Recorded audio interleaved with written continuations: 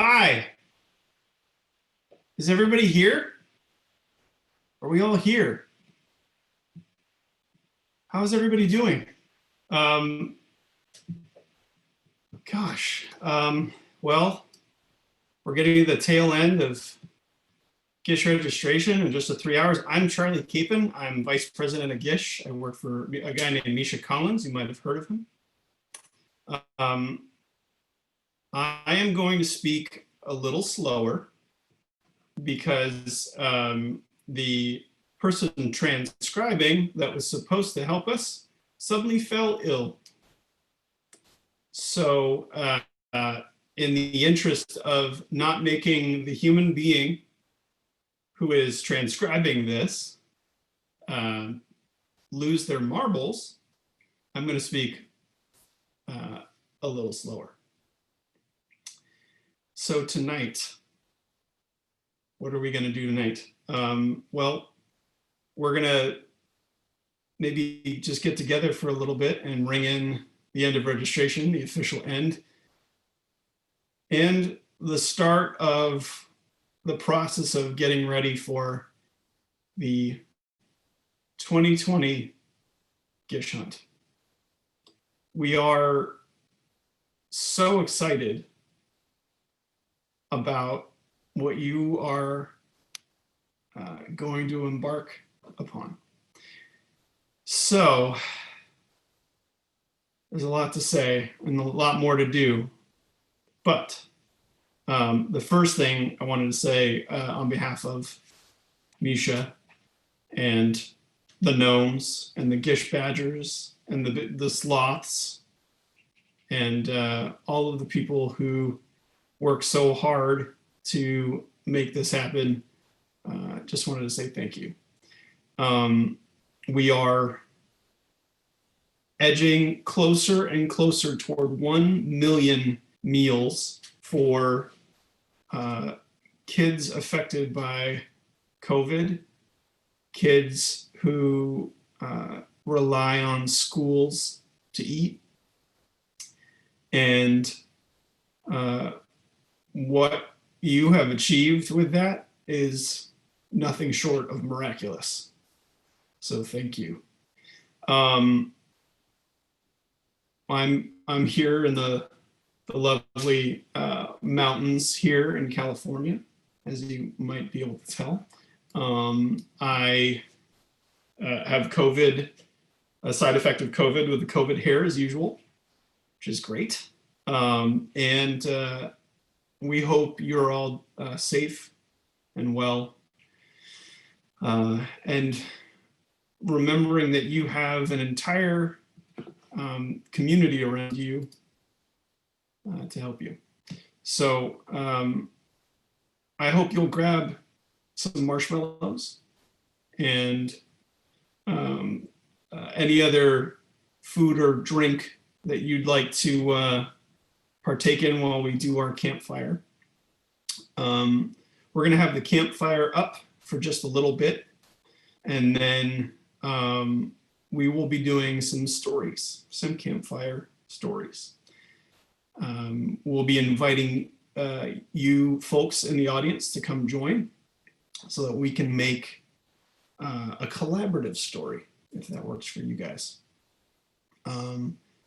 So without further ado, I'm going to let the campfire play for a little bit here, and just enjoy the campfire. There is not currently any audio.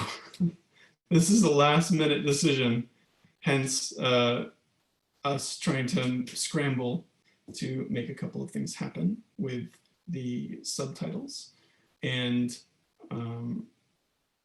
we wanted to hang out with you guys in communal but campfire style before the end of this registration period, as we hopefully will usher in 1 million meals tonight. We're getting down to the wire. If you haven't joined the hunt, which I'm sure all of you have, do it as soon as you can. If you are facing financial hardship, please know that there are GISH scholarship donations still available to you. We are matching those donations, so we're trying to double the amount of donations this year. And we know that this year is particularly tricky for a good amount of us. We're all facing, the same storm, but we're weathering it differently. So if you haven't signed up because you can't afford it, just know. Also, Jared had to come in, Jared Padalecki, and he had to come in and do 300 gift scholarships for you guys. So thank you, Jared, for that. Anyway, I'm going to let you guys hang out by the fire for a little bit while we get everything prepared. And more soon. All right. Let's do this. Let's do some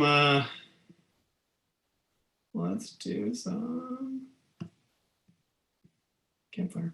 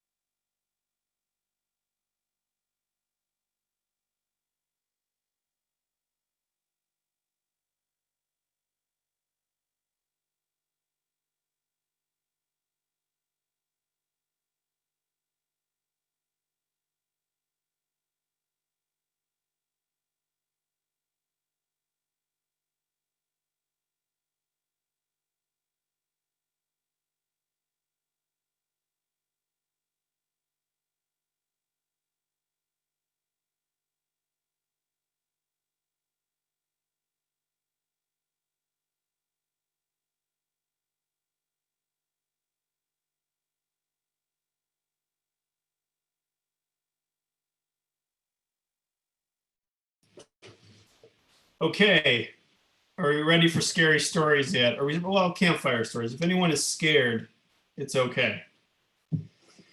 All right, here we go. I'm going to lower all of your hands. If you have a scary story or a ghost story or a story that's so boring it's scary, raise your hand. And I will bring people in at random. Do, do, do, do, do, do, do. Here we go. See, this is how we're doing at Lo-Fi tonight. We're just all hanging out on a Friday night. All right. And I don't know. I mean, here we go.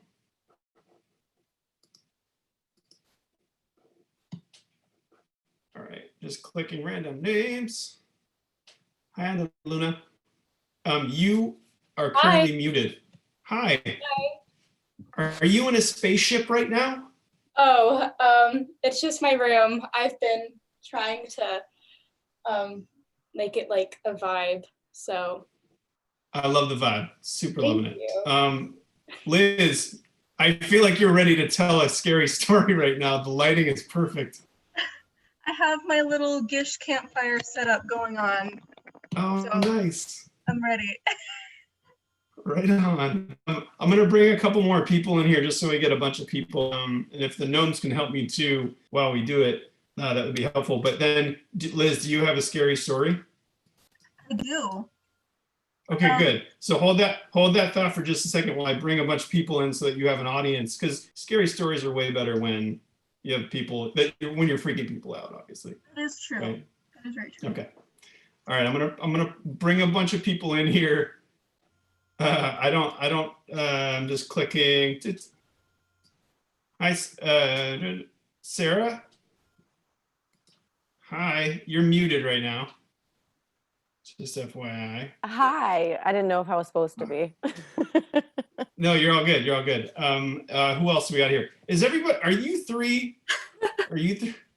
This is awesome. Hi. Valentina, Alicia. How's it going? Good.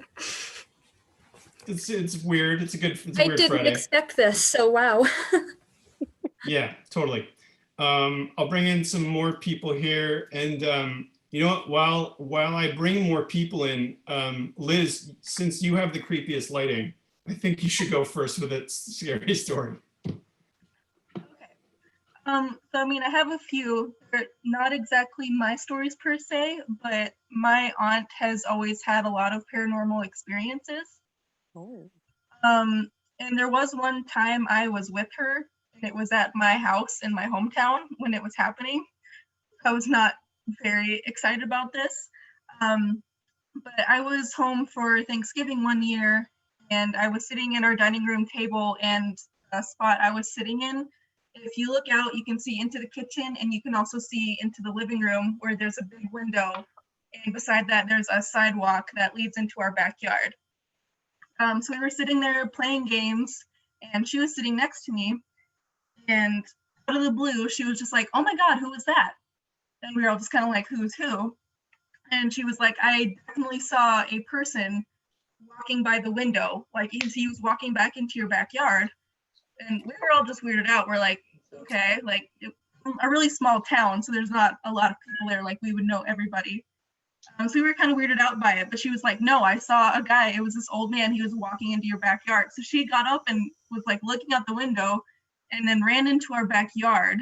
And then she came back in, she's like, "I didn't see anybody, it must have just been a ghost." And she was so casual about it. But I guess she has been seeing them her whole life, like since she was little. I think she had her first paranormal experience when she was 5. Really cool. But I was just like, I have to sleep here tonight. Like, that's kind of sketch to me. Okay, so I guess I'm not sleeping. That's a lot. Wait, has anybody else on this? in this group of people seen or interacted with ghosts before? Just so we're clear. I have. Oh my God, all of you! Like, this is amazing. Does anybody else want to share a ghost story? This is okay. On to Luna. You please. Okay. Also, you say my name correctly, which is really nice. So as a kid, I was obsessed with this book called Scary Stories to Tell in the Dark. I don't know if you guys know it. It was made into a movie, and it terrified me. And one of them is called The Pale Lady, and it gave me my #1 fear of tall, naked people. So if I can read that, like, does it have to be my own story, or can I read? No, please go ahead. Okay, it's like not long, or I don't know. Okay. Lexi Morgan had a dream. She was walking up a dark staircase. When she got to the top, she walked into a bedroom. Just That bedroom. yeah, just grab a. What? Do I keep going? Wait, Okay. I think somebody's hold on. Somebody's talking here. What's going on here? Okay. Wait, if ever people can mute while we're telling the stories, that'll be super helpful. All right, keep going. Okay. The bedroom carpet was made up of large squares that looked like trapdoors. And each of the windows was fastened shut with big nails and stuck up out of the wood. In her dream, Lexi went to sleep in the bedroom, but during the night, a woman with a pale face, black eyes, and long black hair slipped silently into the room. She leaned over the bed and whispered, "This is an evil place. Run away while you still can." Then the black-haired woman grabbed her arm. Lexi Morgan woke up with a scream and lay awake the rest of the night, shivering and shaking with fear. In the morning, she told her landlady that she had decided not to go to Kingston after all. "I can't tell you why," she said, "but I just can't bring myself to go there." "Then why didn't you go to Dorset?" the landlady said. "It's a pretty town, and it isn't too far." So Lexi Morgan went to Dorset. Someone told her she could find a room in a house at the top of the hill. It was a pleasant-looking house, and the landlady there, a nice, plump, motherly woman, was nice as could be. "Let's look at the room," she said. "I think you will like it." They walked up a dark, carved staircase like the one in Lexi's dream. In this old house, the staircases are all the same, Lexi thought. But when the landlady opened the door to the bedroom, it was the room in her dream, with the same carpet that looked like trapdoors and the same windows fastened with big nails. "This is just a coincidence," Lexi told herself. "How do you like it?" the landlady asked. "I'm not sure," Lexi said. "Well, take your time. I'll bring up some tea while you think about it." Lexi sat on the bed, staring at the trapdoors and the big nails. Soon there was a knock on the door. "It's the landlady with the tea," she thought. But it wasn't the landlady. It was one with the pale face and black eyes and long black hair. Lexi Morgan grabbed her things and fled. Ruined my life, that story. Ruined it. Wow, wow. It's creepy. Yeah. I don't know if I was ready for all these scary stories, to be honest with you. Maybe I made a mistake.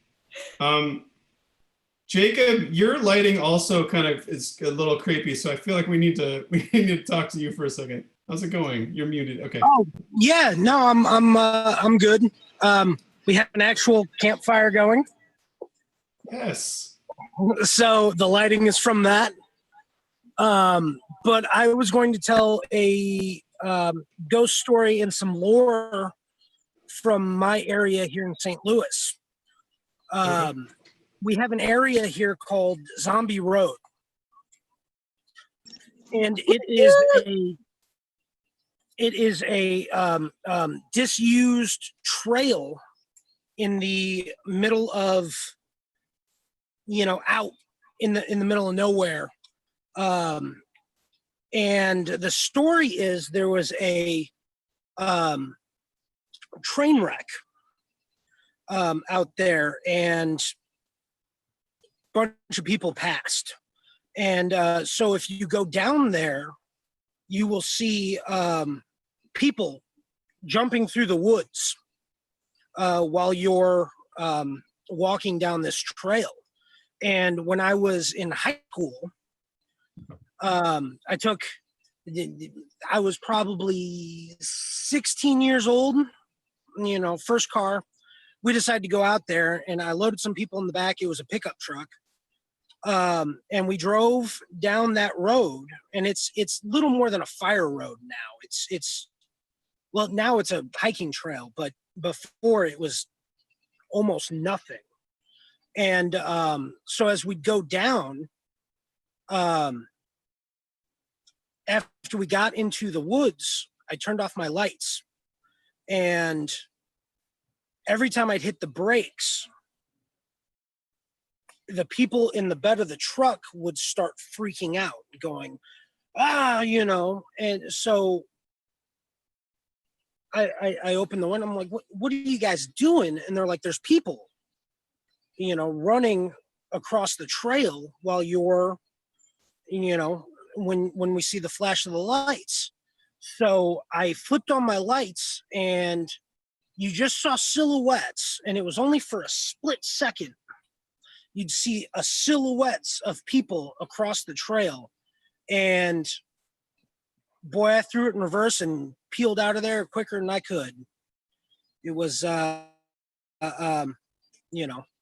quite a spooky situation, and that's my ghost. So you saw people. Is that what I'm hearing? I saw silhouettes. Okay. Shadow people. Great, Yeah, great. shadow people. Right. Reflected in the headlights of the truck. Nice. That's not good times if you're out and about by yourself in the dark. That would not be ideal. People worse than actual ghosts. What's that?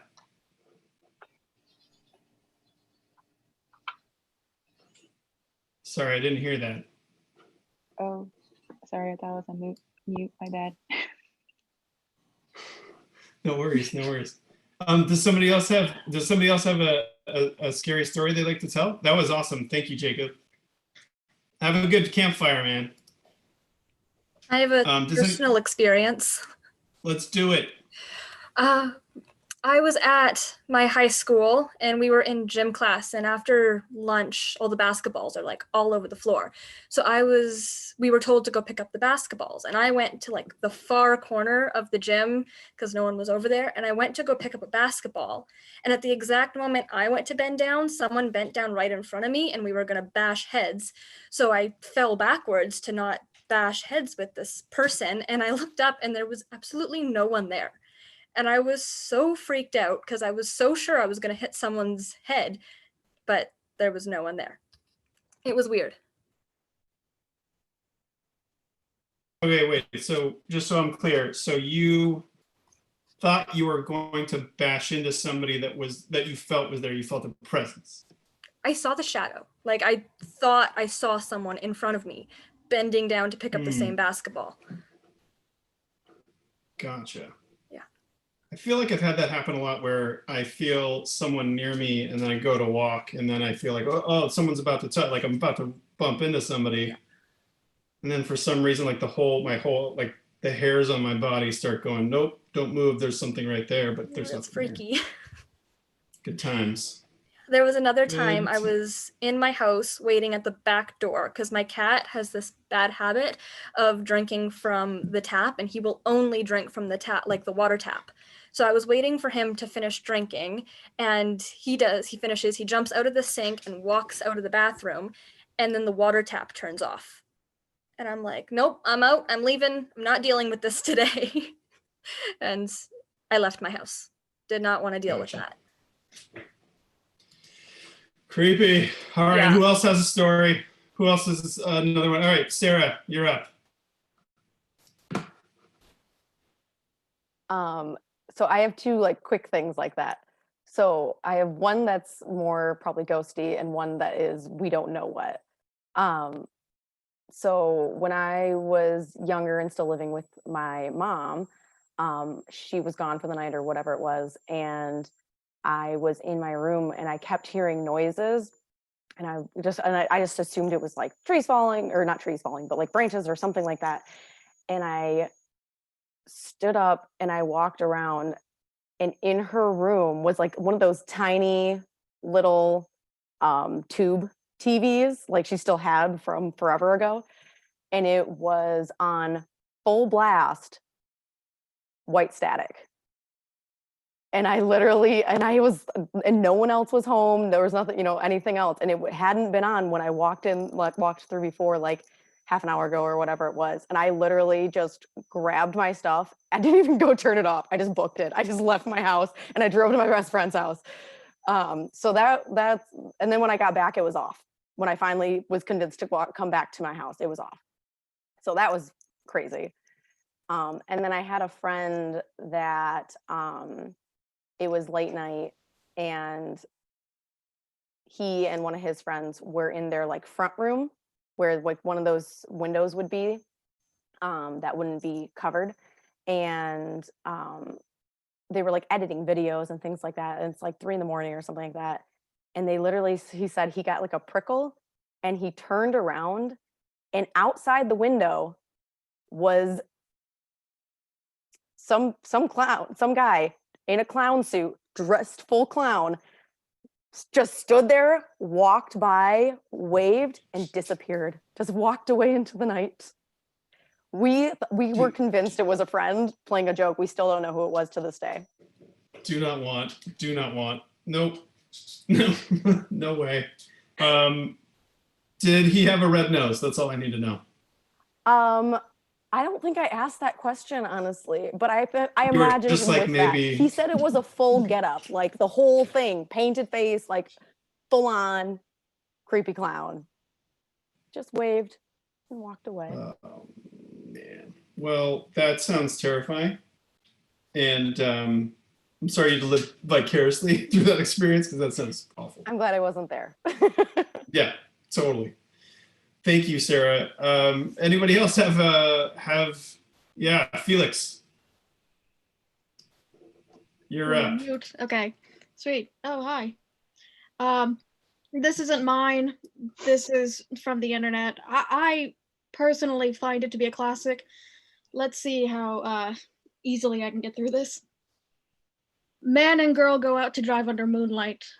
They stop at an at side of road. He turned to his girl and say, "Baby, I love you very much." "What is it, honey?" "Our car is broken down. I think the engine is broken. I'll walk and get some more fuel." "Okay, I'll stay here and look after our stereo. There have been news reports of stereos being stolen." "Good idea. Keep the doors locked no matter what. I love you, sweaty." So the guy left to get full for the car. After 2 hours, the girl say, "Where's my baby? He was supposed to be back by now." Then the girl hear a scratching sound and voice say, "Let me in." The girl doesn't do it. And then after a while, she goes to sleep. The next morning, she wakes up and finds her boyfriend still not there. She gets out to check, and man door, hand hook, car door. If you don't know that, that's from something like on, I want to say it was like Tumblr or some deep part of the internet Yeah, a while ago. the deep web. You were on the deep web and you got that? Deep web. Got it. That's wait, a hook? Man, yeah, it's, hold on. Let me pull it up. It's man door, hand hook, car door. Got it. That's not good. I mean, I wouldn't, like, if I walked around the side of a car and I saw a hook there, first of all, No. Captain Hook is trying to carjack me. That's a problem. Yep. Second of all, weird sounds, and then a hook. Yeah, nope. Yeah, no. Nope. No. Even with Hard concepts. grammatical errors and all, never. God, no. Nope. Yeah. Thank you, Felix. Who else has a story? Yep. All right, Holly. Holly, you're up. Thank you, Felix. Hi. So I worked in this hospital for about 10 years that started out as a fort in the 1800s, and then it became a TB hospital in the early 1900s, and it didn't become a VA hospital until like almost the 70s. So by the time it was a hospital, it had a lot of history. And over the decade I worked there, a lot of things happened. And one of the most interesting things that happened was one of the outer buildings that used to belong to one of the officers where they lived way back when, 100 years ago, was now turned into the police station, and where they had the dispatchers. And all the guys that worked in there were all veterans of 10 plus years, lots of tours. They all refused to work in the basement. It took years for me to hear from them why. When they were in the basement, they would hear what sounded like horses running above them. And when one of them, who was the dispatcher, was working there, he thought with someone else in the building. He heard what sounded like bats flying past him and someone running around upstairs. So he went out of his like office to where the stairs were, to the upstairs area, thinking that the other officer was up there. And he was the only one in the building. And later on, when he spoke with the officers, he found out that they've all experienced that in that building, and that's why they all stuck to the first floor. And stuff like that would happen all over the hospital. No one who worked the night shift liked to be alone. So yeah, that was really fun. I'm always fascinated by shared experiences that can't be explained, because it's one thing if somebody individually has an experience and they go, oh, that was, that this thing happened to me, and you could sort of explain it away or justify it a bunch of ways. But when multiple people have the same experience at the same time or at different times and they describe it exactly the same way. Mm-hmm. Something similar would Wow. happen to me when I was working the night shift. I'd always be like in there making IVs in a part of the hospital that used to be something completely different years and years ago. And I'd be stuck in this hood, where I can't move, and it's all a clean room. And behind me, through the glass, I could hear the water turn on, which is all automated so that you don't touch anything to keep it sterile. And I'm the only person there. The water would turn on. I'd hear the plastic curtains part like someone was coming into the clean room, and I'm the only one there. So things like that would happen. It's sounds sketchy. Also, I feel like hospitals, places where people have experienced a lot of pain, or I don't know, there's something to that where it's almost like the energy of the people that experience those things is sort of transferred into the spaces, or you feel kind of a vibe. I don't know. Agreed. Yeah. Thank you, Holly. Thank you, Charlie. Yeah. We're going to do a couple more, and then we're going to try an experiment. It's obviously getting late for a lot of people, so we won't keep you too much longer. There's only 2 more-ish hours left of GISH registration, so we're still trying to get to 1 million meals for kids through No Kid Hungry, and we're trying to obviously get as many people a chance to do some good and have some fun in this weird timeline that we're all living through. So anybody else have a story? I'm gonna actually scroll through a little bit because there's a bunch of people on a few different pages. Karo Mama, am I saying that correctly? Did I say that even remotely correctly? It's actually updating my name, but it's Kara, just Kara. Oh, I'm Kara okay. Mama, so it adds that. Okay, all right. Well, I felt like you had the creepiest background. I feel like we should go to you next. Do you have a scary story? I do. I've had a lot of paranormal experiences in my life. However, this one is my husband's story. We grew up in the same neighborhood, and my neighborhood was built on about 300 acres that used to be my family's farm.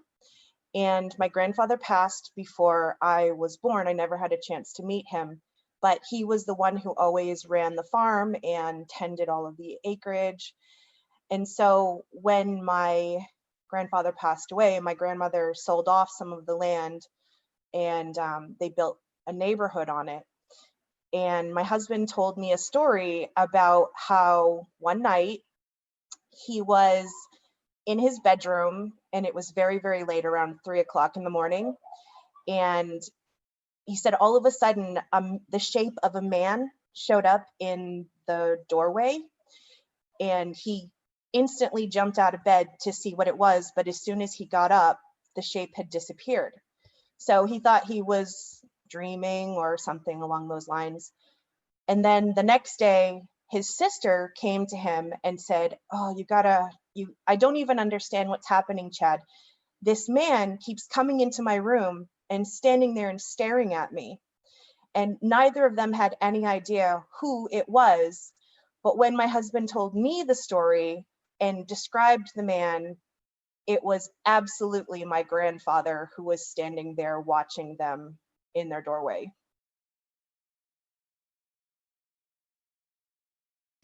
I Well, never saw him myself, but I thought it was pretty well, cool that my husband and my sister-in-law were seeing my grandfather watching over his that's land so, still. how wild. That's so They're cool. not the kind of people to make stuff up either, so. Yeah, yeah. That's the other thing when someone's like a brass tacks kind of person, and then suddenly they're like, I saw this thing happen to me. It's also a little like unnerving, right? Because then somebody who's normally so like by the book or practical, Absolutely. then suddenly has this like extraordinary experience. Thank you. Not Kara Mama, Kara, is that Just right? Kara. Kara. That's it. Thank you, Kara. Thank you, Charlie. Anybody else have some stories to tell? Rick, what's going on over there, Rick? You are muted. There we go. There you are. Yeah, actually, I live in Phoenix, and I was down in Tucson visiting. There's a really old hotel there, the Hotel Congress. It's kind of famous.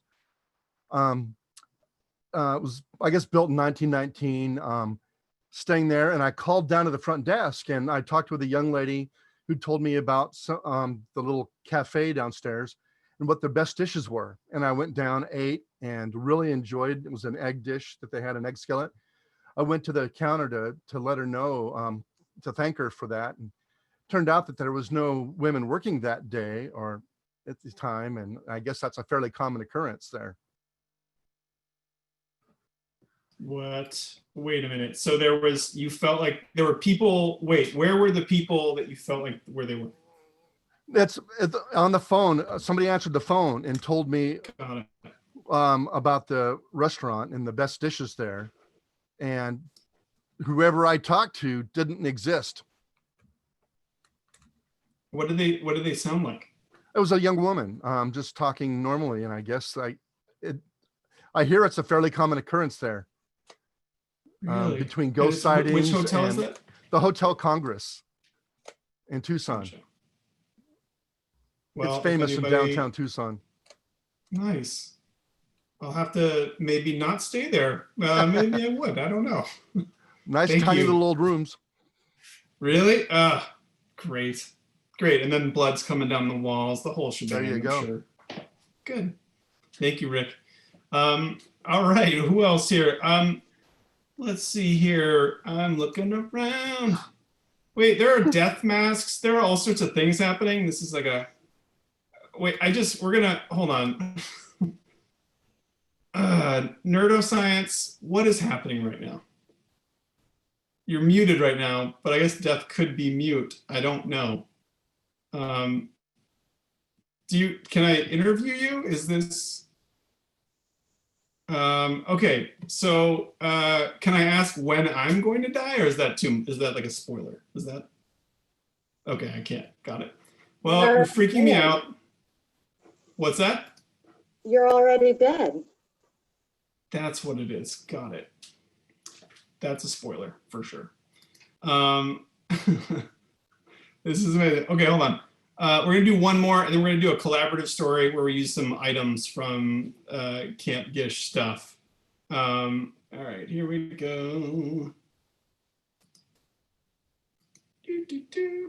Alex. Hey, everybody. So I have a story within a story. So about 20 years ago, friends and I visited New Orleans for vacation. This is pre-Katrina.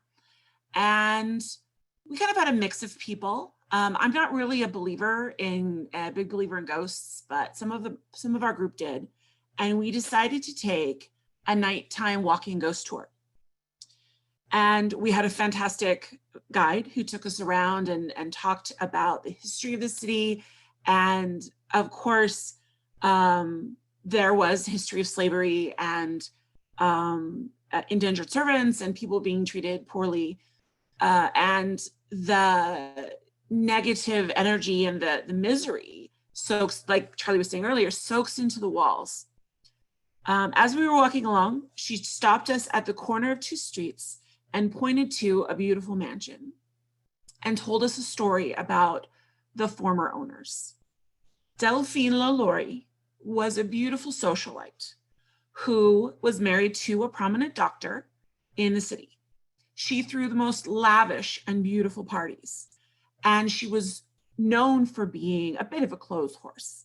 She wore exquisite gowns, and in every party she threw, she always wore at least 2 gowns. She'd wear one at the beginning, and then she'd disappear for a short amount of time during the party, differing lengths of time, and then she'd show up again at the party wearing a completely different gown. No one knew why she did that, but they all loved seeing her beautiful gowns. Many years later, it was found, this was after a house fire, it was found that the reason that Delphine LaLaurie changed her gowns mid-party was that after the first half of the party, she would retire upstairs where she kept a chamber of horrors, where she would torture and kill her servants, who were then later taken away and buried in the swamps. And so she would destroy her beautiful gowns through her horrific acts, and so had to change her gown halfway through the party. Now, as we were standing on the corner, listening to this story and being reminded of the fact that horrific things happening to people and negative energy soaks into the walls of a city as old and storied as New Orleans, she explained that every time she stood on this corner, almost every time there was some sort of a negative occurrence. Just as she said that, we hear this squeal of brakes and a car slows down to turn the corner, opens the window, throws out a glass bottle that shatters at our feet and hurls obscenities at us before zooming away with squealing tires. It was so freaky. And that is my story with this story. Whoa. Whoa. I have culture. That's it. Yep. Okay. That's it was freaky. That's freaky. Wait, is there? Yep. Thank you. That is I feel like there are certain cities, I don't know, do you guys find that certain cities also have a kind of, I don't know what to call it, it's just sort of an energy of things that are more than what they seem? I don't know how to describe it. Does that make sense? Not making sense. Anyway, thank you for sharing that. I appreciate it. So we're going to try to do a collaborative ghost story. This is going to be probably an epic fail, but it wouldn't be GISH unless everybody had an epic fail at some time in their lives, especially during the GISH hunt. We have some GISH items, and the idea is we're going to have someone who wants to can start it off, and then I'm going to show an item on the screen, and you have to incorporate that item into the scary story. Is that something you guys are game for? If you're not, you can bail right now, anybody who's in the video right now. So, so someone should think right now of a way to start the story, so that, and then raise your hand. I'm going to lower all the hands again real quick here. And raise your hand if you have a starting of a ghost story, and then I'm going to show and I'm going to show you something actually that you'll have to weave into that starting. So just be thinking of a good way to start off a ghost story, and then we will I will share my screen and show you something from one of the GISH hunts. Are you all ready for that shenanigans? Yes. Okay. So if you do you know how to raise your hand on your screen thing right now? Like you should, or you can physically raise your hand if you want to as well. If you're ready to start it, you want to start us off, raise your hand right now. Okay, let me grab someone real quick. All right. All right, Jody Blackwell, you are going to be starting us off, but let me show you the item that you're going to have to incorporate. You're gonna incorporate this item. I'm going to put up an image of an item. So let me just grab this item real quick. Here we go. Have to find you because I can't see what you're showing me. Oh, here, wait. You'll see in a second. All right, this is, you have to incorporate this item in the beginning of the scary story. Well, I think that's a scary story all by itself. Thank you very much, Charlie. So I was hiding under my bed because I was having this wicked nightmare about being chased by this rock repelling nun. Oh, horrific. And I'm quaking and a hand reaches over, touches my shoulder and says, "It's okay. You'll be fine. Just keep breathing." I thought I was under my bed by myself because it is, after all, my bed and I do sleep alone. So I'm turning my head and there's my crazy monster under my bed with me. Okay, I'm having this wicked nightmare. And you're having this wicked nightmare, and who's next? Who's going next? All right, Kirsten, 1 second. Let me get you here. 1 second. All right. The whole family. Good. You're still muted, so just 1 moment. And then I'm going to show you an item that you're going to have. So there was the wicked nightmare, and then suddenly you're still muted. Here we go. There you go. All right. Hi. Hi, everybody. Hola. Hi, family. Hello. What's up?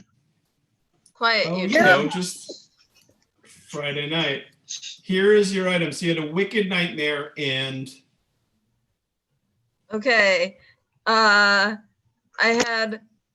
had my wicked nightmare end, and I felt the hand of the monster under my bed, and he yanked me underneath, and underneath were these terrifying fairies having a tea party.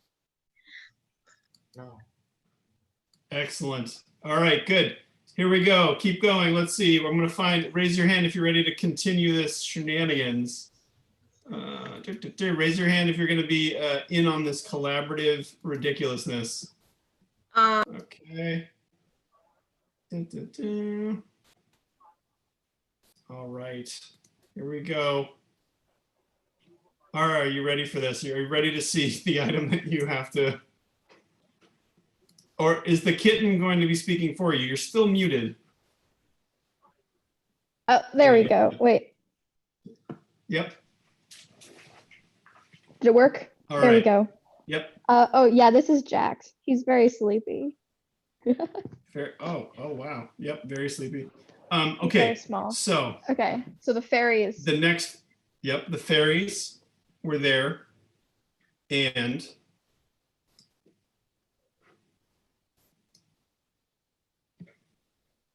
Okay, so the fairies pulled you under the bed and into like a portal, but the portal was made of marshmallows.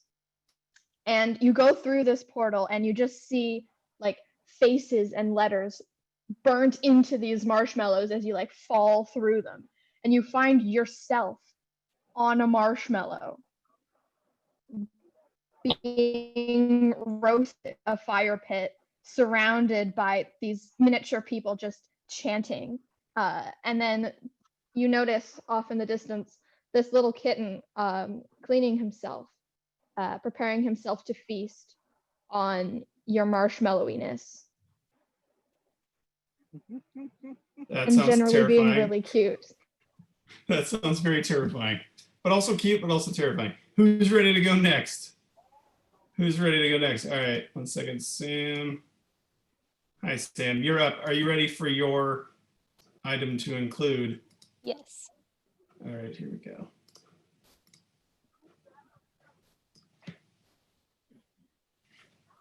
All right, whenever you're ready.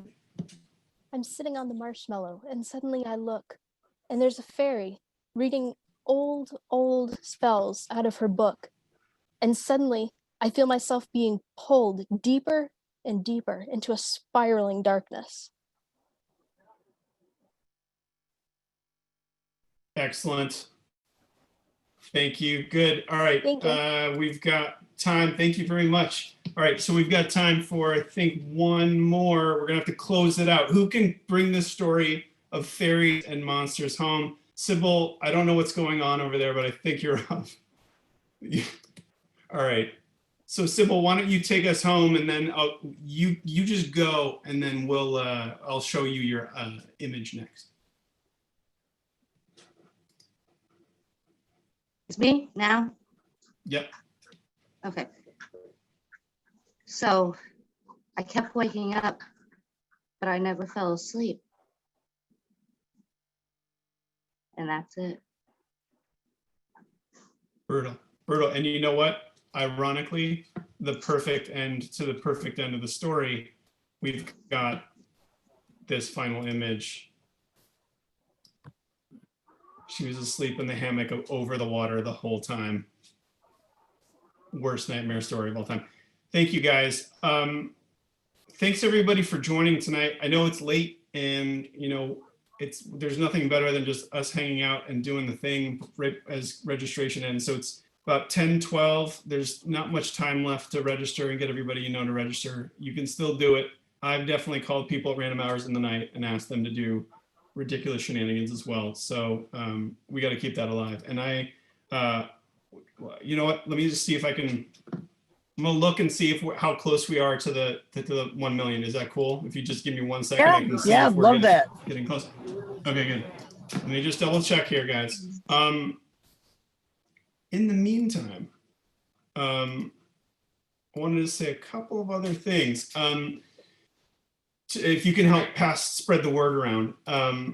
So tonight at 11:59 p.m. we're closing registration. Then you'll have until tomorrow night at 11:59 Pacific to join each other's teams and talk to other teams and get teams and things like that. And then 11:59 tomorrow night, that's when our team merge will happen. So if you have a small team, not the full team, and you haven't locked your team, then we will merge you with cool people from around the world who will become your best friends forever during this horrific experience. And so that's going to be happening. So just make sure that you get all that done. That'll take about 24 to 48 hours for us to figure out all of the ins and outs of team merging. If you're on an in it to win it team, we'll put you with other in it to win it people. If you don't have a full team, you can lock your team.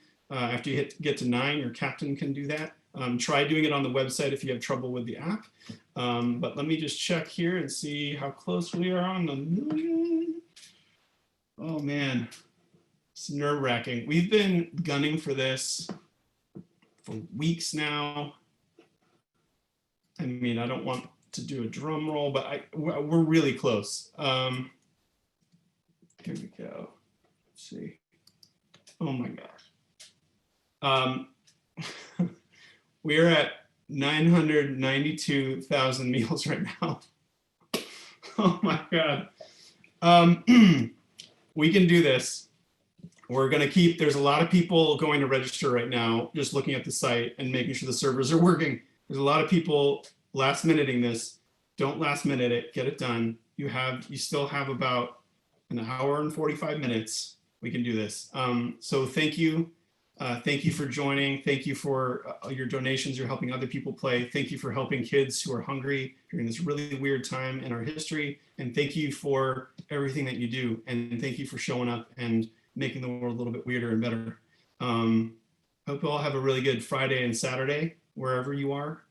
And we will see more soon. Make sure you join the GISH Bunker. There's a lot more coming. And if you have questions, make sure you rely on the people who've done it before, the veterans, but also if you have an account issue, make sure you email us at support@gishwiz.com. I said the word GISHWIZ. Oh my gosh.